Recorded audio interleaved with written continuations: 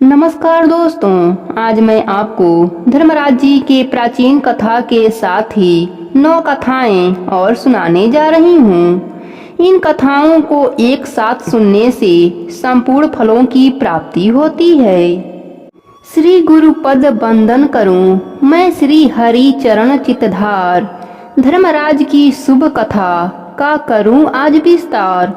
प्राणीन को फल देत हैं जो पाप पुण्य अनुसार, उनकी कथा अनूपय शुभ मंगल हो परिवार।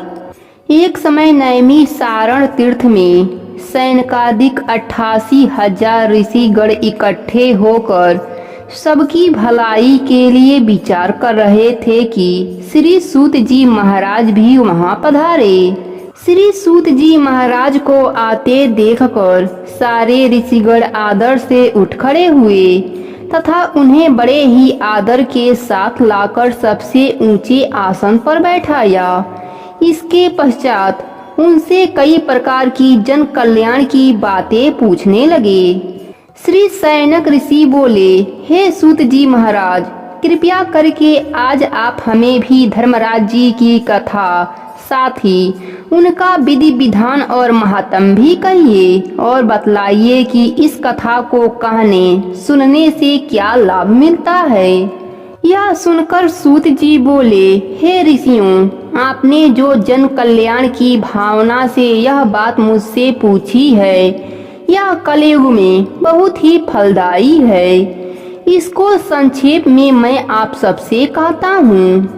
हे ऋषियों, सतयुग के बीत जाने पर तथा त्रेता युग के प्रारंभ में महोदयपुर नाम का विशाल नगर था, जहाँ पर वह ब्रुवाहन नाम का राजा राज्य करता था। वह बड़ा ही दयालु, प्रजापालक, परोपकारी और गौ ब्राह्मण की सेवा करने वाला था।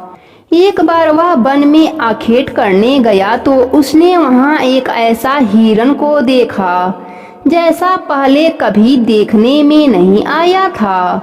राजा ने ऐसे सुंदर मनोहारी मृग को मारना उचित नहीं समझा और बिना शिकार किए ही कुछ सोचते हुए वापस घर लौट पड़ा। मार्ग में उसे एक ब्राह्मण कन्या मिली जो ईश्वर की आराधना में लीन थी।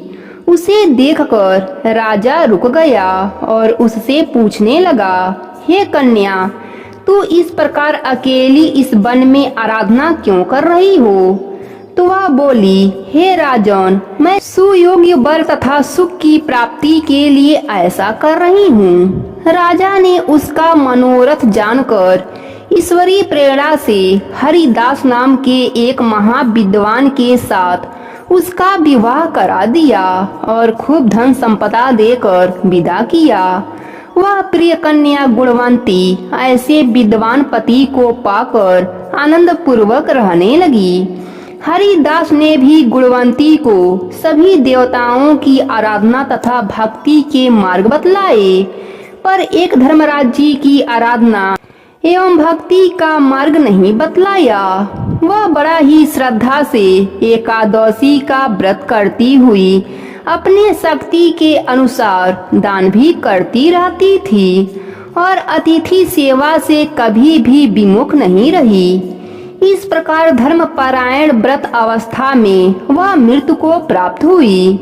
धर्म के प्रभाव से यमदूत उसे आदर पूर्वक धर्मनगरी ले गए। वहां पहुंचने के बाद चित्रगुप्त जी ने उसके पूर्व जन्म के की गई पाप पुण्य का लेखा जोखा पढ़कर सुनाया। धर्मराज जी गुणवंती के भक्ति और पतिव्रता देखकर प्रसन्न हुए, पर कुछ उदासी भी उनके मुखमंडल पर झलकती हुई गुणवंती को दिखाई दिया। धर्मराज जी को उदास देखकर गुणवंती ने निवेदन किया कि हे प्रभु, कोई बुरा काम नहीं किया, फिर भी आप उदास क्यों हैं? इसका क्या कारण है? कृपा करके बतलाइए। धर्मराज जी ने कहा, हे देवी, तुमने व्रत आदि से सब देवों को संतुष्ट किया, परंतु मेरे नाम से तुमने कभी भी दान पुण्य नहीं किया। यह सुनकर गुणवंती ने कहा, हे भगवंत, मेरा अपराध क्षमा करें। मैं आपकी उपासना नहीं जानती थी। अब आप कृपा करके उपाय बतलाइए जिससे मनुष्य आपके प्रीति का पात्र बन सके। यदि मैं आपके भक्ति मार्ग को आपके मुख से श्रवण कर वापस मृत्यु लोक में जा सकूं तो आपको संतुष्ट करने का उपाय करूंगी। गुणवंती के इस तरह आग्रह करने पर धर्मराज जी ने कहा, सूर्य भगवान के उत्तरायण में जाते ही जो मकर संक्रांति आती है उस दिन से मेरी पूजा शुरू करनी चाहिए। इस प्रकार 1 वर्ष मेरी कथा सुने तथा मेरी पूजा करें। इसमें कभी नागा न करें। आपातकाल आने पर भी मेरे धर्म के 10 अंगों का पालन करते रहें। संतोष, क्षमा भाव रखना, नियम द्वारा मन को बस में करना, किसी के वस्तु को नहीं चुराना, मन से स्त्री और पुरुषों से बचना यानी मन की शुद्धि और शारीरिक शुद्धि, इंद्रियों को बस में रखना, बुद्धि की पवित्रता यानी मन में बुरे विचार ना आने देना, पाठ पूजा और कथा श्रवण करना, व्रत रखना और उसके अनुसार दान पुण्य करना, सत्य बोलना और क्रोध ना करना, यह धर्म के 10 लक्षण हैं। और मेरी कथा को नियम से सदा सुनते रहें। यथाशक्ति दान पुण्य और परोपकार करते रहें। जब साल भर बाद फिर मकर संक्रांति आए तब उद्यापन कर दें। सोने के या असमर्थ हो तो चांदी की मूर्ति बनवाकर किसी विद्वान ब्राह्मण के द्वारा पूजन हवन आदि को मूर्ति की प्राण प्रतिष्ठा करके पंचामृत से स्नान करा के खोटोपचार से उसकी पूजा करें। साथ में चित्रगुप्त जी की भी पूजा करें और सफेद काले तिलों के लड्डुओं का भोग लगाएं। उसके बाद ब्राह्मण को भोजन कराएं और बांस की छावड़ी में 5.25 सेर धान ज्वार किसी मंदिर में या ब्राह्मण को भेंट करें। स्वर्ग में चढ़ने के लिए सोने या चांदी की सीढ़ी धर्मराज मंदिर में दान करें। इसी के साथ सुंदर बनी सैया, मुलायम गद्दा, रजाई और तकिया, इसके अलावा कंबल, पादुकाएं, लकड़ी या डंडा, लोटा डोरी और 5 कपड़े भी धर्मराज के मंदिर में दान करें। अगर सामर्थ हो तो चित्रगुप्त के नाम से काली या सफेद गाय धर्मराज मंदिर में दान करें। गुणवंती ने धर्मराज जी से प्रार्थना की, हे प्रभु, यदि ऐसी बात है तो यमदूतों से मुझे छुड़वाकर फिर संसार में भेज दीजिए जिससे मैं आपके कथा का प्रचार कर सकूं। धर्मराज जी ने गुणवंती को भूलोक पर वापस जाने की अनुमति दे दिया। उसी समय उसके मृत्यु शरीर में हलचल हुई और उसके पुत्र कहने लगे, हमारी माता जीवित हो गईं। इसके बाद गुणवंती ने अपने पति और पुत्र आदि को सारी बातें बताई जो धर्मराज जी ने मनुष्य के कल्याण के लिए कहे थे। गुणवंती ने मकर संक्रांति से विधिवत धर्मराज जी का पूजा कथा आरंभ कर दिया। साथ ही दान पुण्य कर्म आदि भी आरंभ कर दी। इस प्रकार गुणवंती साल भर कथा सुनकर धर्मराज जी के 10 अंगों का पालन करके पुनः मृत्यु उपरांत वापस स्वर्ग में गई। तब देवताओं ने गुणवंती का आदर किया और सदा स्वर्ग के भोगों को भोगो ऐसा आशीर्वाद दिया। इतना कहकर सूत जी बोले, हे ऋषियों, जिस घर में स्त्रियां इस व्रत को धारण करती हैं और इस कथा को कहती हैं उस घर में सभी प्राणी धर्मराज जी के दरबार में निर्भयता के साथ जाते हैं। उन्हें धर्मराज जी के दूत रास्ते में कुछ भी कष्ट नहीं देते तथा धर्मराज जी भी प्रेम पूर्वक उसका लेखा जोखा लेते हैं तथा पापों के क्षय का उपाय भी बताते हैं। अतः जो भी इस कथा को विधि पूर्वक कहते या सुनते हैं उन्हें मृत्यु काल में धर्मराज जी के दूत कष्ट नहीं पहुंचाते और उन्हें गरुड़ पुराण में बताए हुए धर्मराज जी की पूरी के मार्ग में जाने से भी कष्ट नहीं होता। इस तरह के प्राणी सहज ही बैकुंठ को प्राप्त हो जाते हैं। इसमें कोई भी संदेह नहीं है। धर्मराज की यह कथा पढ़े सुने चितलाए, दोनों लोक आनंद मिले, सुख संपत्ति बहु पाए। कथा विसर्जन होती है, अपने भीतर के पट खोलो, एक बार सब सुनने वाले धर्मराज की जय बोलो। बोलिए श्री धर्मराज जी महाराज की जय हो। एक समय नवयौवना तुलसी धर्मध्वज राजा के पुत्री के रूप में अवतरित हुई थीं। उस समय भगवान नारायण की तपस्या करने हेतु तुलसी विभिन्न स्थानों पर भ्रमण कर रही थीं। ऐसे में गंगा तट पर उन्होंने विघ्न विनायक गणेश जी को देखा। भगवान गणेश पीताम्बर धारण करके भगवान श्री कृष्ण के ध्यान में मग्न थे। उनके तेज को देखकर तुलसी जी उनसे आकृष्ट हो गईं, लेकिन उनका गजमुख देखकर वह उनका उपहास भी करने लगी। ऐसे में तपस्या भंग होने के कारण गणेश जी ने उनसे पूछा, हे देवी, आप कौन हैं और आपका यहाँ आगमन का कारण क्या है? क्या आप नहीं जानती कि तपस्वियों का ध्यान भंग करना सदैव पापजनक होता है? भगवान की बात सुनकर तुलसी जी ने कहा, मैं धर्मध्वज की कन्या हूँ और मैं पति प्राप्ति हेतु तपस्या कर रही हूँ। आपको देखकर मैं आपसे आकृष्ट हुई। कृपया मुझे अपने पत्नी के रूप में स्वीकार करें। इस बात को सुनकर गणेश जी ने कहा, हे देवी, विवाह करना बड़ा ही भयावह कार्य है और विवाह सर्वदा दुखों का कारण बनता है। इसलिए मेरी विवाह करने की कोई इच्छा नहीं है। कृपया आप मेरी ओर से अपना ध्यान हटाकर किसी और पुरुष को ढूंढिए। यह सुनकर तुलसी जी क्रोध में आ गईं और उन्होंने कहा, तुम्हारा विवाह दो होगा। जब गणेश जी ने उनका यह रूप देखा तो उन्होंने तुलसी जी को श्राप दिया, हे देवी, तुम निसंदेह असुर पत्नी बनोगी और उसके पश्चात भगवान की कृपा से तुम वृक्ष बन जाओगी। अब यह सुनकर तुलसी जी अत्यंत भयभीत हो गईं और गणेश जी से प्रार्थना करने लगी कि वह इस श्राप को वापस ले लें। लेकिन गणेश जी ने कहा, हे देवी, तुम सभी पुष्पों में प्रमुख बनोगी। कालांतर में तुम भगवान नारायण की प्रिय बनोगी। तुम्हारे द्वारा किया गया पूजन मनुष्यों के लिए सदैव लाभकर होगा। तुम भगवान श्री कृष्ण की अत्यंत प्रिय बनोगी और मेरे द्वारा सदैव त्याज्य रहोगी। यही तुलसी देवी आगे चलकर शंखचूड़ असुर की पत्नी बनी और उसके बाद भगवान की प्रिया तुलसा देवी पौधे के रूप में प्रकट होती हैं। अब मैं तुलसी माता की अनजाने में की गई पूजा की सच्ची कहानी सुनाने जा रही हूँ। यह घटना अरुलोचन नाम के 30 वर्षीय रसियन व्यक्ति के जीवन में घटित हुई थी। जब अरुण लोचन एक बालक थे, उनकी माता ने अनजाने में ही तुलसी के पौधों को विकसित किया और रसिया के तीव्र सर्दी में भी उनकी देखभाल की।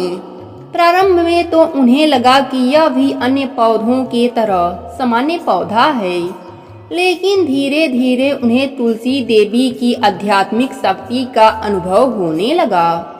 कुछ समय बाद वह तुलसी देवी से इतनी आकृष्ट हुई कि अन्य पौधों की तुलना में वह सबसे अधिक देखभाल और सेवा तुलसी के पौधे की करने लगीं। समय के साथ उन्हें इस बात का अनुभव हुआ कि तुलसी सेवा से उनका जीवन शांत हो गया है।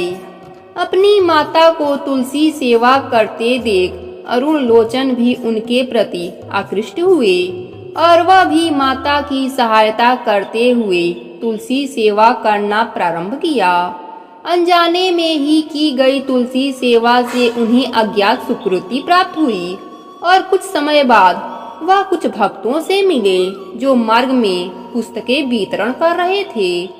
अरुण लोचन ने उनसे कुछ पुस्तकें खरीद ली और उन्हें पढ़ना शुरू कर दिया। उन पुस्तकों ने उनके जीवन को परिवर्तित कर दिया। उनकी माता ने भी उन पुस्तकों को पढ़ा और वह भी कृष्ण भक्ति की ओर आकृष्ट हो गईं। कुछ समय बाद अरुण लोचन मंदिर में पूर्णकालीन भक्त के रूप में जुड़ गए और वहां जाकर उन्हें और उनकी माता को पता चला कि जिस पौधे को वह अनजाने में सेवा कर रहे थे वह स्वयं भक्ति प्रदायिनी तुलसी देवी थीं। इस प्रकार तुलसी देवी के प्रति उनकी श्रद्धा और बढ़ गई।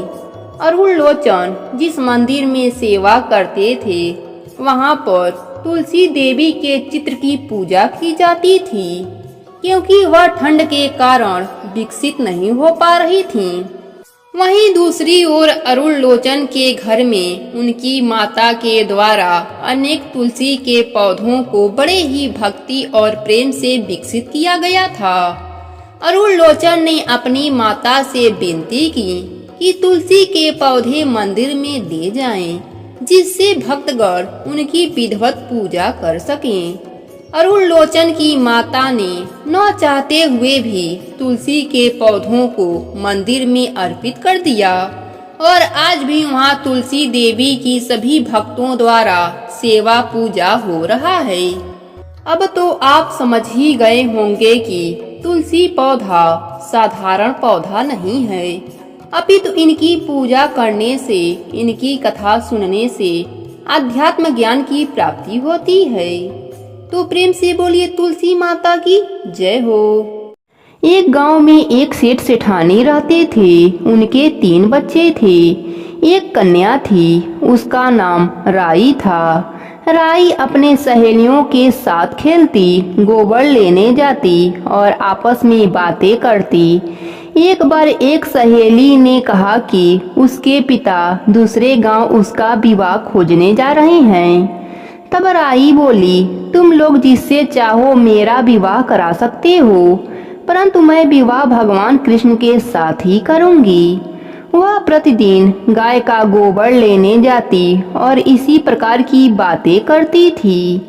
एक बार संयोगवश भगवान कृष्ण जी और उद्धव जी भेष बदलकर उस गांव में आए और उस राई की बात सुने।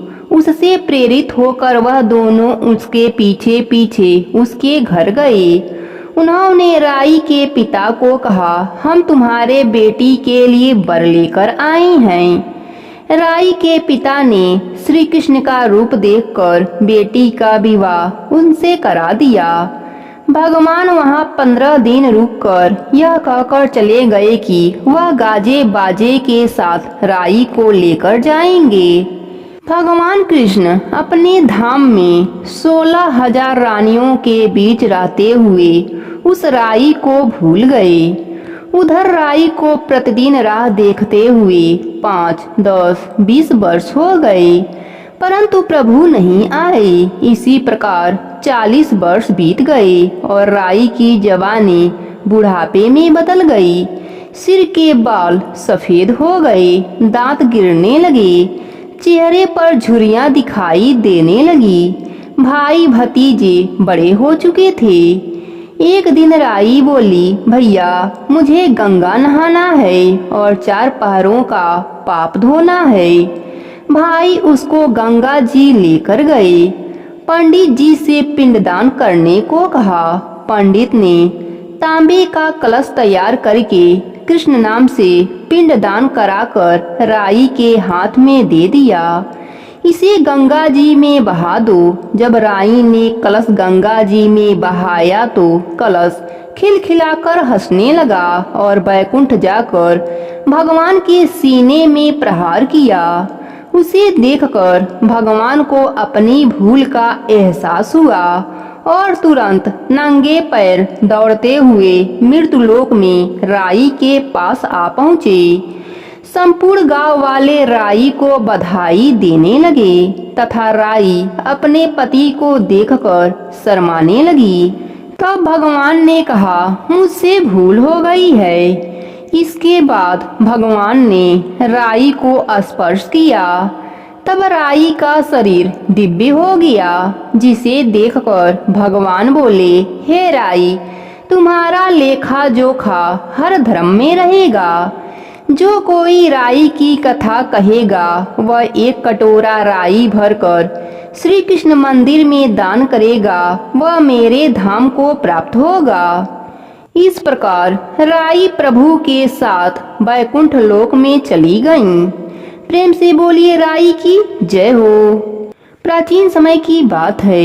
एक गांव में दो भाई राम प्रकाश और कमलकांत एक साथ रहते थे। उनमें से बड़ा भाई राम प्रकाश बहुत सीधा साधा था और उसकी पत्नी सत्यवती भी बहुत सीधी थी। यह परिवार सूर्यवंशी था, इसलिए वह सूर्य देवता को अपना कुल देवता मानकर उनकी पूजा करते थे।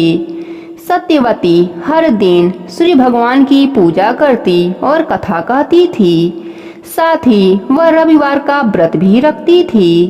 परंतु इसके विपरीत कमलकांत की पत्नी संजना नए विचारों की थी। वह पूजा पाठ में बिल्कुल विश्वास नहीं रखती थी। कमलकांत भी सीधा साधा था, पर संजना उसके समझाने पर भी पूजा नहीं किया करती थी। कमलकांत उसे समझाता कि ऐसा ना करने से सूर्य भगवान, जो कि हमारे कुल देवता हैं, वह नाराज हो जाएंगे, पर वह नहीं मानती और अपनी जेठानी को अनपढ़ गंवार कहकर उसका मजाक उड़ाया करती थी। दोनों भाई एक साथ रहते थे, एक ही साथ खेत में काम करते, घर में सुख शांति थी। लेकिन एक दिन संजना की किसी बात पर सत्यवती से लड़ाई हो गई और वह कमलकांत से कहने लगी कि अब वह यहाँ नहीं रहेगी। सभी ने उसे बहुत समझाया, पर वह नहीं मानी और घर, खेत, रुपए पैसा आदि में बंटवारा करा दिया। अब दोनों भाई अलग अलग रहने लगे। रविवार के दिन सत्यवती ने व्रत किया। शाम को उसने सूर्य भगवान की पूजा की और जल चढ़ाया। उसी समय संजना वहां आई और कहने लगी, यदि तुम्हारे सूर्य भगवान इतने ही सच्चे हैं तो शाम होते ही मुंह छुपाकर भाग क्यों जाते हैं, और जब भी बादल आते हैं वह उनके पीछे क्यों छिप जाते हैं। मैं तो कभी भी ऐसे भगवान की पूजा नहीं करूंगी। सत्यवती ने उसे बहुत समझाया, पर वह नहीं मानी और संजना सूर्य भगवान की हंसी उड़ाते हुए घर में चली गई। सत्यवती को दुख हुआ। उसे डर भी था कि यदि कुल देवता नाराज हो गए तो परिवार पर बहुत बड़ा संकट आ सकता है। रात को जब सत्यवती सो रही थी तो सपने में उसे सूर्य भगवान ने दर्शन दिया और कहा, मैं तुम्हारे भक्ति से प्रसन्न हूँ, मांगो क्या मांगती हो। तब सत्यवती ने कहा, भगवंत, मेरी देवरानी नासमझ है, उसके कारण आप रुष्ट ना होना, उसे क्षमा कर देना। सत्यवती की बात सुनकर सूर्यदेव बहुत प्रसन्न हुए और उन्होंने कहा, ठीक है, मैं उसे क्षमा करता हूँ। साथ ही मैं तुम्हें सोने का एक सिक्का देता हूँ, इसे अपने धन के साथ रख देना, तुम्हें कभी भी धन की कमी नहीं होगी। यह कहकर सूर्य भगवान अंतर ध्यान हो गए। सुबह जब सत्यवती उठी तो देखा उसके सिरहाने सोने का सिक्का चमक रहा है। उसने अपने पति को सपने के बारे में बताया। राम प्रकाश ने सूर्य भगवान को नमस्कार किया और वह सिक्का अपने संदूक में रख दिया। कुछ दिन बाद जब उन्होंने संदूक खोला तो वह धन जेवर आदि से भरा था और उसके बीच सोने का सिक्का चमक रहा था। दोनों पति पत्नी अमीर हो गए। उन्होंने बहुत बड़ा मकान बनवाया और उसमें सूर्य देवता की बड़ी सी प्रतिमा स्थापित की। संजना को जब यह बात पता लगी तो उसने अपने पति से कहा, आप जाकर पता करो कि उनके पास इतना धन कहाँ से आया। कमलकांत ने मना किया, पर संजना लड़ने लगी। तब कमलकांत राम प्रकाश के घर गया। दोनों भाई गले मिले और एक दूसरे से बातें करने लगे। कमलकांत के पूछने पर राम प्रकाश ने उसे सब बता दिया। संजना ने जब यह सुना तो उसने भी लालच में आकर सूर्य भगवान का व्रत किया, पर उसके मन में जरा भी श्रद्धा नहीं थी। उसने बड़ी मुश्किल से दिन काटा और शाम को व्रत खोला। रात में वह सोई पर उसे कोई भी सपना नहीं आया। सुबह उठकर देखा तो कहीं भी कोई सिक्का नहीं था। उसे लगा उसके जेठ जेठानी ने उसके पति से झूठ बोला है, भगवान तो होते ही नहीं हैं। इस तरह वह लड़ने के लिए बाहर निकली। तभी बाहर एक भिखारी खड़ा था। उसने संजना से खाना मांगा। संजना ने उसे डांटकर भगा दिया। वह सत्यवती के घर पहुंची। वहां जाते ही सत्यवती ने उसका स्वागत किया और पूछा कि क्या हुआ। तब संजना ने उसे सब बता दिया। तब सत्यवती ने हंसकर कहा, भगवान किसी भी रूप में आ सकते हैं। आज जिस भिखारी को तुमने भगा दिया वह सूर्यदेव ही थे। तुम्हारे यहाँ आने से पहले वह मेरे घर भोजन करके असली रूप में प्रकट होकर आशीर्वाद देकर चले गए। तब संजना को अपने भूल का एहसास हुआ और उसने वहीं सूर्यदेव के प्रतिमा के पैर पकड़ लिए और सच्चे मन से माफी मांगने लगी। सत्यवती और संजना दोनों ने भगवान की पूजा की। पूजा के बाद सत्यवती ने वही सोने का सिक्का संजना को देने लगी, पर उसने मना कर दिया। उसके मन से लालच मिट चुका था। उसके बाद जब वह अपने घर वापस आई तो देखा उसका घर अन्य धन से भर चुका था। हे सूर्य भगवान, जैसे आपने उनका घर अन्य धन से भरा वैसे ही अपने सभी भक्तों का घर अन्य धन से भर देना। प्रेम से बोलिए सूर्य भगवान की जय हो। एक गांव में एक ब्राह्मण और ब्राह्मणी रहते थे। ब्राह्मण नियम से पीपल सींचते थे। वह रोज ब्रह्म मुहूर्त में स्नान करके पीपल सींचते, उसके बाद ही कुछ ग्रहण करते थे। एक दिन जब ब्राह्मण देव पीपल सींच रहे थे तो उसमें से आवाज आई, मैं देऊं तू मांग। ब्राह्मण देव आवाज सुनकर घबरा गए कि आवाज कहाँ से आ रही है। घर जाकर वह इसी सोच में खोए रहे। तब ब्राह्मणी ने ब्राह्मण से चिंता का कारण पूछा। तब ब्राह्मण ने बताया, आज मैं पीपल को सींच रहा था, तब उसमें से आवाज आ रही थी कि मैं देऊं तू मांग। ब्राह्मणी ने कहा, पीपल के पेड़ पर ब्रह्मा, विष्णु और महेश तीनों देवों का वास होता है। शायद वह आवाज उन्हीं की हो। कल आप पूजा करने जाइएगा, तब आप अपनी मनोकामना उनसे कह दीजिएगा। जो चाहिए उनसे मांग लीजिएगा। ब्राह्मण ने कहा, क्या मांगूं? ब्राह्मणी ने कहा, आप उनसे कहना 16 साल की काया दें, 1000 साल की माया दें, पोते पोतियों का परिवार दें और सारा सुख दें। ब्राह्मण देव ने वही किया। जब अगले दिन पीपल देव की पूजा करने गए तब पीपल से वही आवाज आई, मैं देऊं तू मांग। तब ब्राह्मण ने कहा, 16 साल की काया दें, 1000 साल की माया दें, पोते पोतियों का परिवार दें और सारा सुख दें। देवताओं ने कहा, यह ब्राह्मण देखने में तो सीधा साधा लगता है, पर उसने तो सारा सुख मांग लिया। देवों ने ब्राह्मण से कहा, जो तुमने मांगा है वह सब तुमको मिल जाएगा। ब्राह्मण देव पूजा करके घर को चल दिए। वह रास्ते में इसी सोच में मग्न थे कि मैंने तो पीपल देव से इतना कुछ मांगा, पर उन्होंने तो कुछ दिया ही नहीं। इसी सोच में वह घर से आगे निकल गए। ब्राह्मणी ने पीछे से आवाज लगाई, आप अपने घर को भूल गए हैं क्या? तब ब्राह्मण देव ने पीछे मुड़कर देखा और बोले, यहाँ तो हमारा झोपड़ा था, यह महल कहाँ से आ गया? ब्राह्मणी ने कहा, मैंने आपसे कहा था कि पीपल पर सभी देवों का वास होता है। आपने मांगा और उन्होंने सब कुछ दे दिया। हे पीपल देव, अपने सभी भक्तों पर अपनी कृपा बनाए रखना। प्रेम से बोलिए पीपल देवता की जय हो।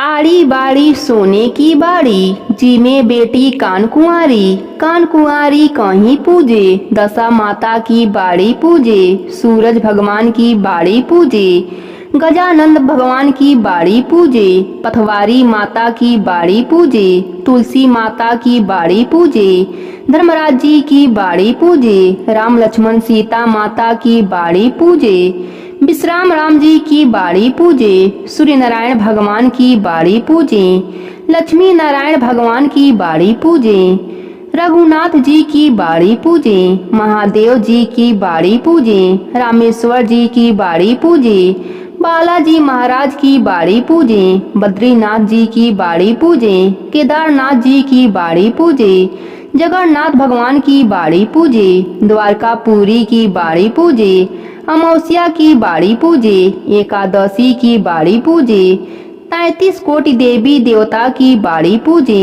बाड़ी पूजे से का होवे, अन्य होवे, धन होवे, लाभ होवे, रिद्धि सिद्धि का वास होवे, लक्ष्मी जी का वास होवे, साईं की साँझ होवे, पोतों का परिवार होवे, बाझिन को पुत्र होवे, बहन को भाई होवे। प्रेम से बोलिए सभी देवी देवता की जय हो। एक तपसी था, एक लपसी था, जल जमुना के तीर दोनों रहते थे। तपसी भगवान की तपस्या करता, लपसी सवा सिर लपसी बनाता और घंटी बजाकर भगवान को भोग लगाकर जीम लेता। एक दिन उन दोनों में लड़ाई हो गई। तपसी बोला मैं बड़ा हूँ, लपसी बोला मैं बड़ा हूँ, मैं सारा दिन तपस्या करता हूँ। उतने में उधर से फिरते फिरते नारद जी आए, बोले भाई तुम दोनों क्यों लड़ रहे हो। तब लपसी ने कहा मैं बड़ा हूँ और तपसी ने कहा मैं बड़ा हूँ। नारद जी ने पूछा पहले तुम दोनों यह बताओ कि तुम किस काम में बड़े हो। दोनों ने बताया कि भगवान की भक्ति करती हैं। लपसी ने कहा कि मैं तो सवा से लपसी बनाकर भगवान को रोज भोग लगाता हूँ और सबको प्रसाद बांटकर बचा हुआ खुद खा लेता हूँ और मजे से रहता हूँ। अब नारद जी ने तपसी से पूछा। तपसी ने कहा कि वह भोग लगाने से थोड़े बड़ा होता है। मैं तो हर समय भगवान की पूजा तपस्या करता हूँ, इसलिए मैं बड़ा हूँ। नारद जी ने दोनों की बात सुनी और कहा मैं तुम्हें कल जवाब दूंगा। दोनों अपने अपने कुटिया में चले गए। दूसरे दिन नारद जी मंदिर में आए, वहाँ पर दोनों मौजूद थे। नारद जी ने देखा लपसी लपसी बनाकर लाया है और भगवान को भोग लगा रहा है और तपसी मंदिर में तपस्या कर रहा है। उनके आने के बाद नारद जी आए और चुपके से 1.25 करोड़ की अंगूठी नीचे डाल दिया। यह दोनों ने देखा और दोनों ने नजरअंदाज कर दिया। लपसी ने तो भोग लगाकर प्रसाद बांटने चला गया, साथ में नारद जी भी बाहर आ गए। अब तपसी की नजर उस अंगूठी पर थी। उसने उसे जल्दी से पाँव के नीचे दबा लिया। तपसी को पता नहीं था कि यह अंगूठी नारद जी ने डाली है। अब थोड़ी देर में नारद जी आए और उन्होंने लपसी से कहा अब बताओ कौन बड़ा है। तब लपसी ने कहा मैं बड़ा हूँ। तपसी से पूछा, वह भी कहा मैं बड़ा हूँ। नारद जी बोले तपसी तुम्हारे पैर के नीचे क्या है। तपसी ने पैर उठाया तो 1.25 करोड़ की अंगूठी निकली। नारद जी बोले कि इतना भजन भक्ति करके भी तुम्हारे मन से चोरी नहीं गया। तुम्हारी तपस्या में कमी है। तुम्हारी तपस्या का फल व्यर्थ जा रहा है। तुमको कलंक लग गया, इस कारण से तुमसे लपसी बड़ा है। तब नारद जी बोले कार्तिक मास में स्त्रियां स्नान करेंगी, वे अपना पुण्य तुम्हें देंगी, तब यह पाप उतरेगा। वह बोला वह अपना पुण्य मुझे क्यों देंगी।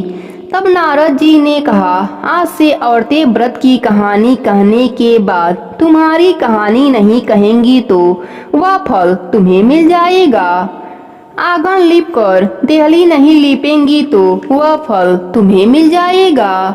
धोती देकर गमछा नहीं देंगी तो वह फल तुम्हें मिलेगा। साड़ी देकर ब्लाउज नहीं देंगी तो वह फल तुम्हें मिलेगा। कांचली देकर कसैली नहीं देंगे तो वह फल तुम्हें मिलेगा। बेस देकर पगा नहीं लगाएंगी तो वह फल तुम्हें मिलेगा। दाहिनी ओर नाड़ा बांधेंगी तो वह फल तुम्हें मिलेगा। जूता देकर तेल नहीं देंगी तो वह फल तुम्हें मिलेगा। चौका देकर बौली नहीं देंगी तो वह फल तुम्हें मिलेगा। गोबरी थाप कर बाटला नहीं थापेंगी तो वह फल तुम्हें मिलेगा। पग पर पग रख कर धोएंगी तो वह फल तुम्हें मिलेगा। रोटी थाप कर गाय और कुत्ते को रोटी नहीं देंगी तो वह फल तुम्हें मिलेगा। सीधा देकर दक्षिणा नहीं देंगी तो वह फल तुम्हें मिलेगा। ब्राह्मण जिमा कर दक्षिणा नहीं देंगी तो वह फल तुम्हें मिलेगा। ननद जिमा कर नंदोई नहीं जिमाएंगी तो वह फल तुम्हें मिलेगा। एकादशी का व्रत करके द्वादशी को ब्राह्मण नहीं जिमाएंगी तो वह फल तुम्हें मिलेगा। दिया से दिया लगाएंगे तो वह फल तुम्हें मिलेगा। सभी व्रतों की कहानी सुनकर तेरी कहानी नहीं सुनेंगे तो उनके भक्ति का आधा फल तुम्हें मिल जाएगा। इतना कहकर नारद जी अंतर ध्यान हो गए। तभी से कथा कहानी कहने के बाद लपसी तपसी की कथा कहने का नियम हो गया। लोग सब कहानी कहने के बाद लपसी तपसी की कहानी सुनते हैं, तभी पूरा फल प्राप्त होता है। धन्यवाद।